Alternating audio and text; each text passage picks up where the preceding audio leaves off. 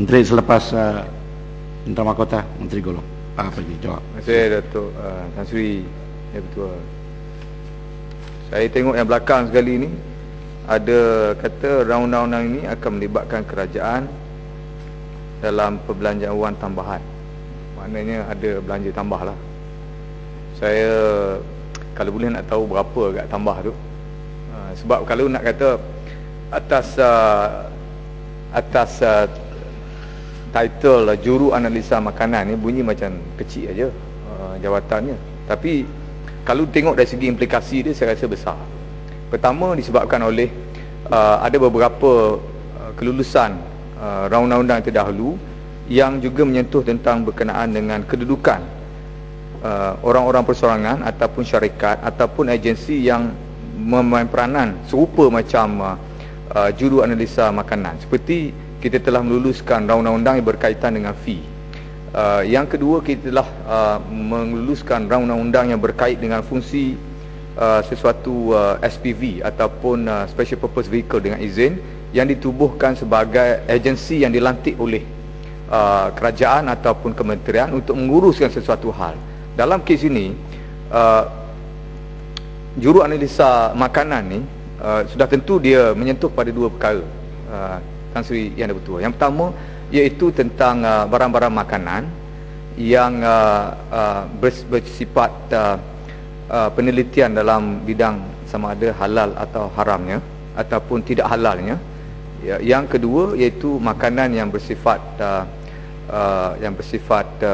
berbentuk kesihatan atau untuk tujuan kesihatan seperti ubat-ubatan dan semua apa yang termasuk seperti kawan-kawan kita sebut sebelum pada ini.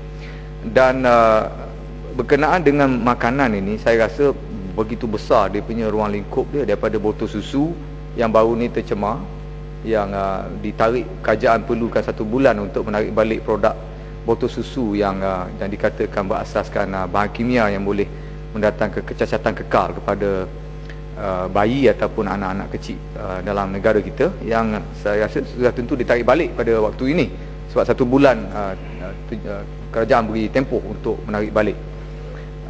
Diikuti dengan susu yang juga tercemar satu masa dulu dengan disebut beberapa kali berulang, sehingga kepada barangan yang berasaskan makanan yang ada kena-mengena dengan dementia orang tua yang umur ni terlalu lanjut pun juga ada kena-mengena. Maknanya daripada lahir sehingga hampir kepada alam satu lagi tu pun ada kaitan dengan undang-undang ini, kerana dia sudah tentu menjadi tanggungjawab juru analisa yang berkaitan dengan perkara ini. Sekiranya skop ini dilihat dengan tepat atau dengan asas yang betul, oleh kerana dia melibatkan implikasi kewangan, dan saya rasa orang kata alang-alang kita nak mewujudkan satu jawatan khas berkenaan menganalisa makanan ini, apa kata dalam premis kita bersetuju dengan undang-undang ni. Tadi saya kata tak bersetuju tu sebab dari sudut kalau perkara ni digunakan secara orang kata secara spesifik untuk memberi tanggungjawab memikul kesalahan kepada juru analisa makanan sekiranya berlaku apa-apa. Oleh kerana sebelum ni kita tak ada jawatan juru analisa makanan. Makna selama ni apa yang berlaku tu kementerian dibersalahkan ataupun barangkali menteri, timbalan menteri, ketua pengarah yang diberi tanggungjawab ataupun diletakkan kesalahan sekiranya berlaku apa-apa. Sebab itu wujud cabaran mengata menteri sepatutnya meletak jawatan, timbalan menteri sepatutnya meletak jawatan sekiranya berlaku satu malapetaka besar. Dan saya pun bersetuju rasanya tak berapa adil juga kita kemukakan satu cabaran atau tuduhan begitu tanpa melalui satu prosedur yang agak ketat dan boleh diterima umum berkenaan penganalisaan apa-apa dalam unsur yang memberi ketepatan atau precision yang betul. Tadi kawan rakan Bukit Mentajam sebut pasal ditanya berkenaan dengan berlakunya penyelewengan atas yang paling ditakuti sekali penyelewengan lah, kerana banyak insiden kata bila menyeleweng saja banyak perkara timbul. Pihak kastam menyeleweng atas tugas dikatakan memastikan pengimportan atau membawa masuk barang makanan dan sayur-sayuran. Tadi diberi contoh berkenaan dengan berlakunya tidak terimanya bahan-bahan laut kita di peringkat EU, European Community. EU menolak barang-barang hasil laut kita sampai bernilai 2 bilion. Jadi ditolak begitu saja. Ini memberi tamparan hebat kepada kita. Yang ini kerana sebab berlakunya contamination yang melampau ataupun peringkat yang tidak dapat diterima oleh mereka. Ini pun tidak dapat kita selesaikan dalam masa yang sekejap. Kita menunggu sampai 1 tahun lebih untuk memulihkan keadaan itu. Dan sudah tentu akibat dia agak besar. Dan baru ni Datuk M Tua, saya tak tahu bagaimana kita harus meletakkan asas, tapi kejadian ini harus ditanggung dan berlaku di kalangan anggota-anggota yang terlibat ataupun pegawai-pegawai yang terlibat di pihak Kastam Diraja Malaysia. Saya tidak mahu membawakan isu ini kerana melihat berlakunya peristiwa dalam kalangan Kastam Diraja Malaysia, tetapi oleh kerana pihak Kastam Diraja Malaysia adalah berhubung rapat dengan kedudukan sebagai entiti yang melihat tentang kemasukan atau pengimportan barang-barang seperti barang makanan yang asas ini untuk kegunaan rakyat kita. Sekiranya berlaku peristiwa ini menjadi satu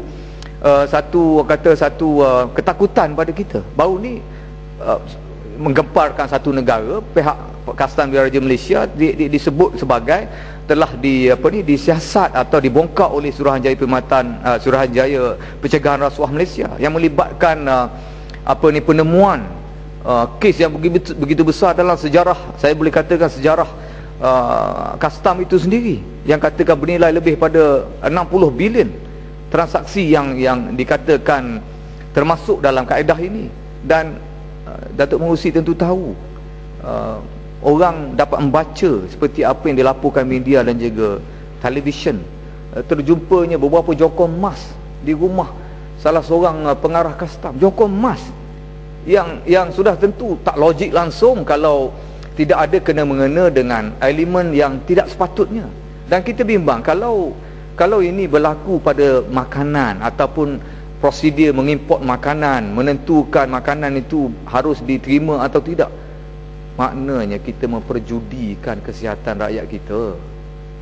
Jokong emas ni dibanding dengan kesihatan rakyat, rasanya tak adalah satu equivalent yang perlu kita capai. Jadi saya fikir adalah keterlaluan lah perkara ni berlaku. Ini bukan satu yang kata yang melampaui batas ataupun yang tidak orang kata yang tidak menjadi asas utama. Ini luar biasa dan luar tabi'i pun. Luar tabi'i ni. Kalau Kastam sampai ada jongkong emas di rumah ni, luar tabi'i. Jadi jangan kita duk fikir satu perkara hak yang apa kata kadang-kadang tak ada kesan apa pun untuk kepentingan politik saja, tapi benda ni tak kita lupa. Saya tak dengar pun dalam dewan ni siapa yang bangkitkan isu berkenaan dengan kedudukan hak yang paling berat dan teruk dalam sejarah kita berkenaan Kastam. Tak ada siapa pun sebut. Yang sebut pasal video banyaklah. Tapi hakikatnya tentu ya, hakikatnya memang cadangan untuk mewujudkan satu jawatan khas yang dinamakan juru analisa makanan agak walaupun agak terlewat, agak terlambat sedikit kerana peristiwa-peristiwa besar tentang masalah kesihatan rakyat ni dah mendahului. Ada 2-3 perkara besar dah. Tapi tak apalah, saya rasanya tak nak sokong, tapi sekarang saya sokong lah. Kerana nak tubuhkan jawatan ni kena sokong lah kan. Kalau tak ada juru analisa makanan, nak analisa apa lagi? Nak analisa video rasanya tak jadilah kot. Jadi saya sokong lah. Terima kasih. Ya, sila Muhammad Menteri.